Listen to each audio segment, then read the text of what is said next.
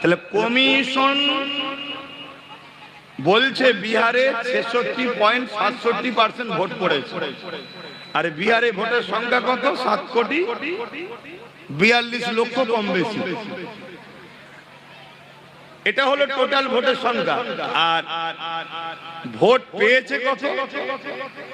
7,45,00,000।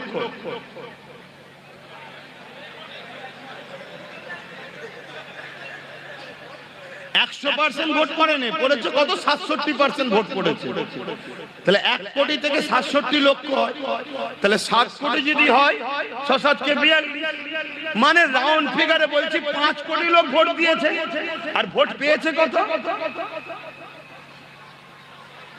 7,45,00,000। মানে total vote হচ্ছে 7,42,00,000। 100% যদি ভোট পড়তো তাহলে 7,42,00,000 ভোটার ভোট পড়তো। সেই জায়গায় 67% ভোট পেয়েছে। তারপরও 1,42,00,000 থেকেও বেশি 7,45,00,000 ভোট পেয়েছে। যারা এরকম করে চুরি করে তাদেরকে তোমরা রুখবে কি করে? আমি কি বুঝাচ্ছি, বুঝছো? তাহলে রুখতে হবে, রোখো। রুকার পক্ষে 100 বার আমি সহমত। রুকার পক্ষে 100% সহমত। কিন্তু বাপ, রুখতে গিয়ে নিজেকে যেন বিলীন করে দিও না, নিজের অস্তিত্বটাকে বাঁচাও। আমার এটা বক্তব্য। কথা বুঝে আসছে না? না কেন, কিভাবে ঘোটালা হচ্ছে বুঝতে পারছো? এই ঘোটালা সব জায়গাতেই। এই কথাটা বিস্কানে বললাম, অসুবিধা হলো। এটা জুলুম না নাই? এটা জুলুম না? জুলুম নয়। কোনটা জুলুম?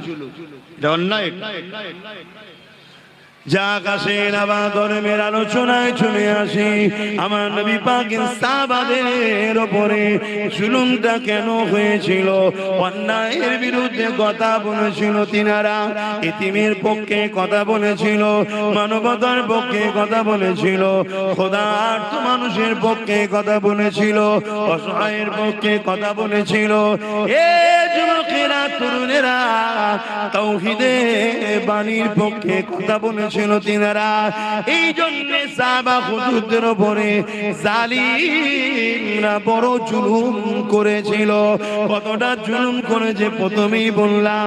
সাহাবা হুজুরদের পায়ে দড়ি বেঁধে, ওই ঘোড়ার পায়ে দড়ি বেঁধে দিয়েছে। ওই ঘোড়া দ্রুত ছুটতে লেগেছে। আর সাহাবা হুজুর